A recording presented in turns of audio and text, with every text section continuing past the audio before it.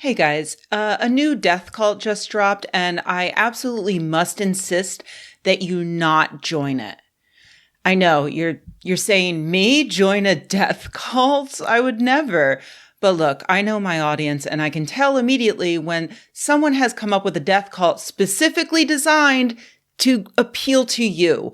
Remember the other week when we talked about how shitty Tulsi Gabbard's cult is? This one is like the opposite of that.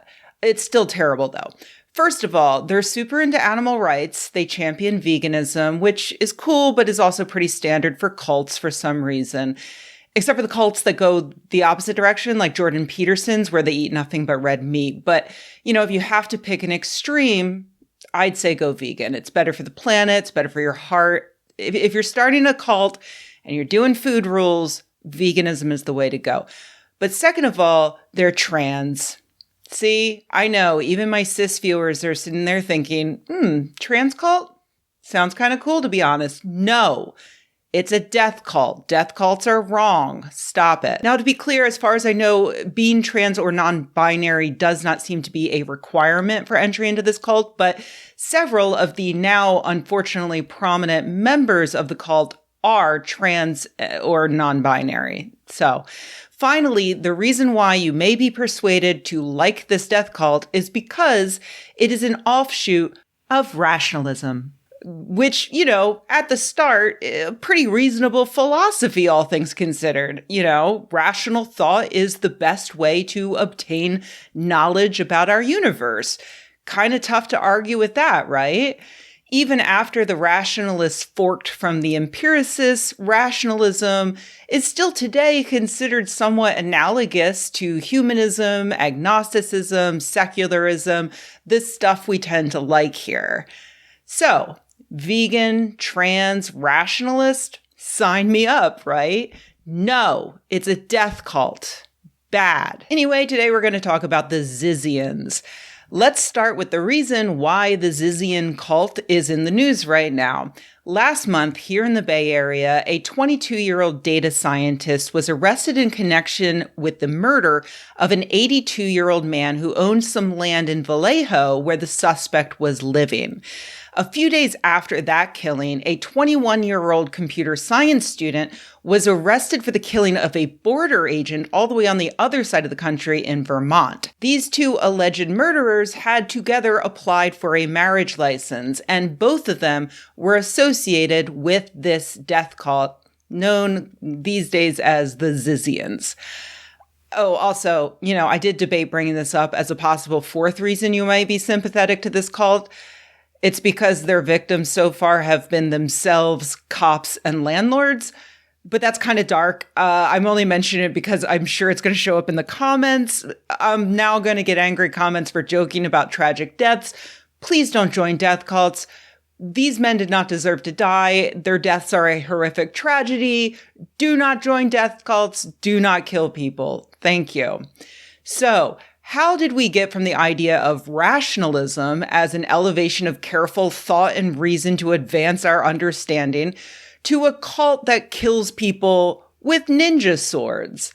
To be honest, I found the mainstream crime reports a little bit lacking on all of this, so I did go down a bit of a rabbit hole to find the answers. And let me tell you, this one was pretty painful because a lot of these people, the Zizians as well as the rationalists they split from who disagree with the Zizians, write like they are 15-year-old emo kids who read Nietzsche for the first time and think that they're about to revolutionize the philosophical world. After spending way too much time reading these kids' blog posts, here's how I think things have gone.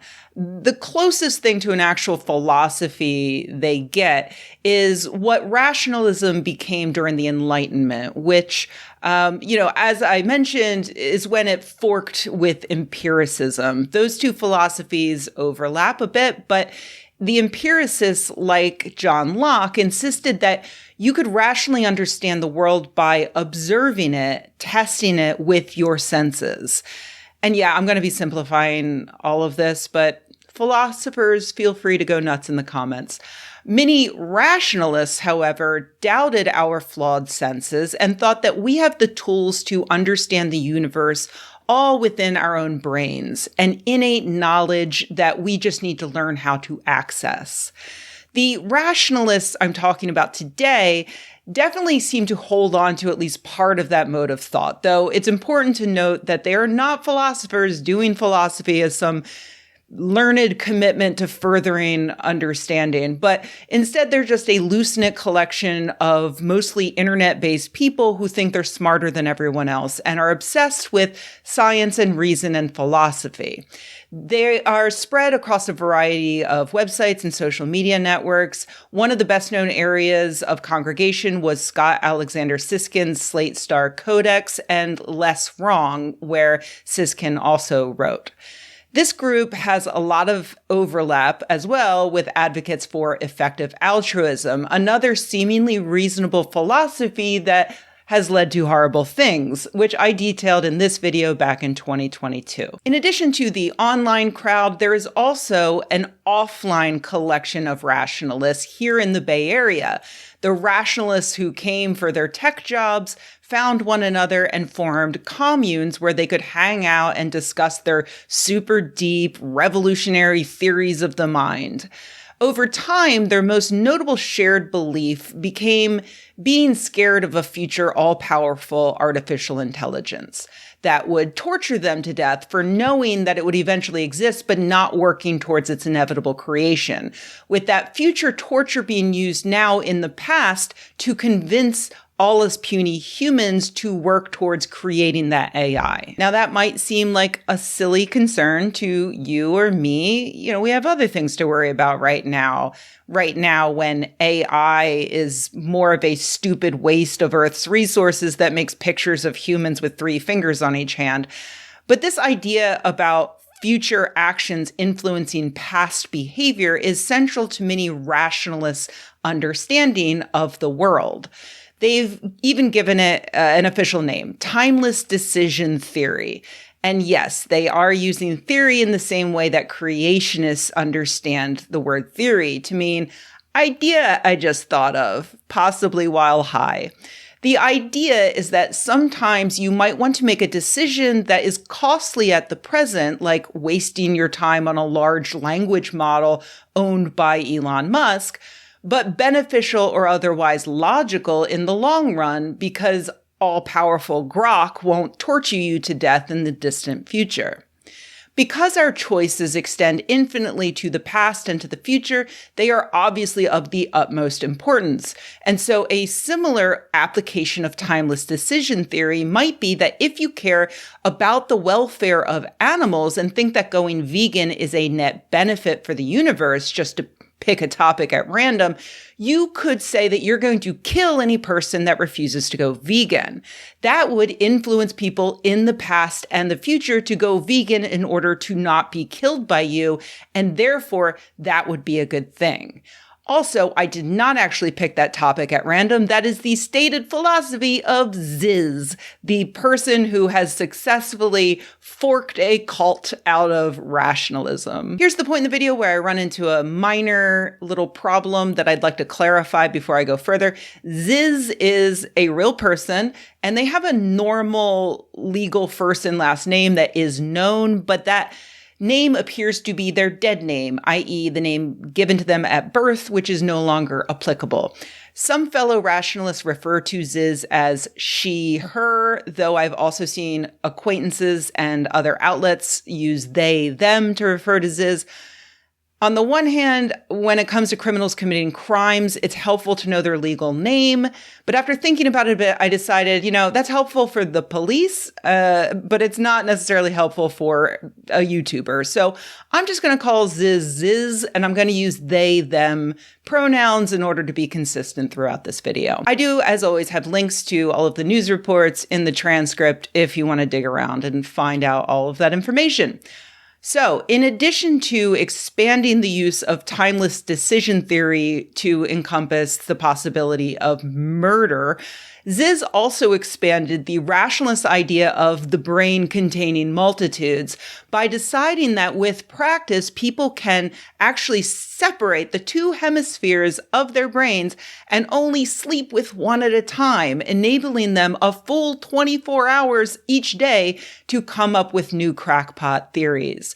These separate hemispheres can have two distinct personalities, and they can be even two different genders, and also often they want to kill each other, which seems like an idea tailor-made for tweens on TikTok. Apparently, Ziz is quite charismatic because over time, they got more and more naive rationalists to join their little commune. They eventually set up their living quarters in some cargo vans that they parked on this lot in Vallejo, owned by an elderly man named Curtis Lind. Lind also lived on the property and had said that he wanted to offer space to artists and other people who otherwise wouldn't be able to afford the steep rents here in the Bay Area. In 2019, Ziz and their acolytes went to the annual meeting of the Center for Applied Rationality to protest for reasons they had trouble articulating, or the rest of us just have trouble understanding. A flyer they handed out read, "CFAR does not do remotely what they claim to do on their website. They do not appreciably develop novel rationality/mental tech. CFAR's founding premise that people were blocked in having the tools to think was falsified long ago." Okay, sure, whatever. But they wore masks and they blocked off the exits of the property where that conference was being held. So the property managers freaked out and called the police. They were arrested and then eventually released. However, Ziz and one other protester named Gwen failed to show back up for their court date. Instead, they decided to apparently fake their own deaths, with Ziz releasing an obituary claiming they died in a boating accident in San Francisco Bay and loved blueberries. That was a lie. Well, I mean, the boating accident, I'm not sure about the blueberries. Really, who doesn't love a good bloob? The two apparently avoided capture for the next few years. When COVID hit, they stopped paying rent to Mr. Lind in accordance with the decrees at the time meant to protect people who had lost their jobs or could not do their jobs during the pandemic. But when it was time to legally pay rent again, they decided to just not do that for a few years. Eventually, Lind tried to evict them for not paying rent. 3 of Ziz's cult members responded to this by slicing Lind's eye with a samurai sword and then plunging the sword straight through his body. Lind grabbed a gun and shot 2 of them, killing 1.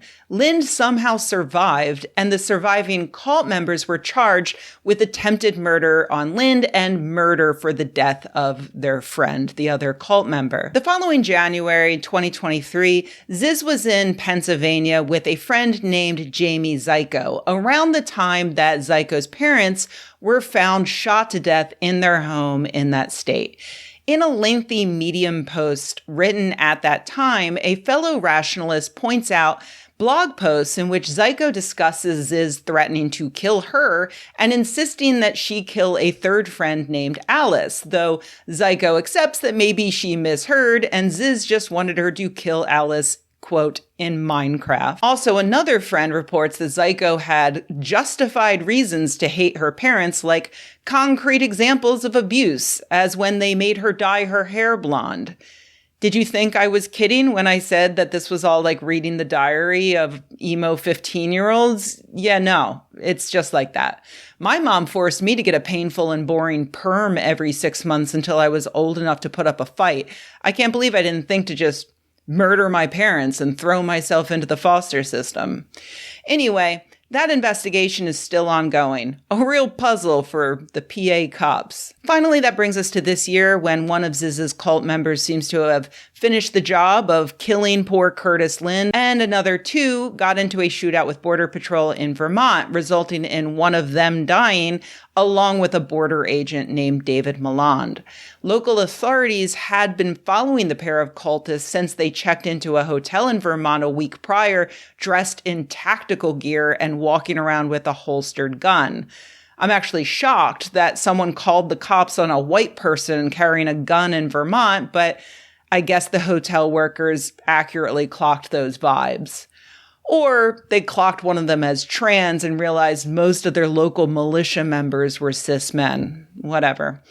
By the way, the police say the gun used to kill Milan is also connected to the Pennsylvania double homicide. So good luck to those Pennsylvania cops still trying to put things together. So that's where we are today. 2 of Ziz's cultists are in custody. 1 is dead. Several others, including Ziz, are wandering free with heads full of lethal potential decisions that may seem suboptimal when considering the risk of prison time, but may be ultimately beneficial in an infinite timeline where an omniscient and omnipotent artificial intelligence promises a flying unicorn to whomever punishes those who would non-consensually dye their children's hair. Death cults. Not even once. Not even if they call themselves rational. Sorry, guys.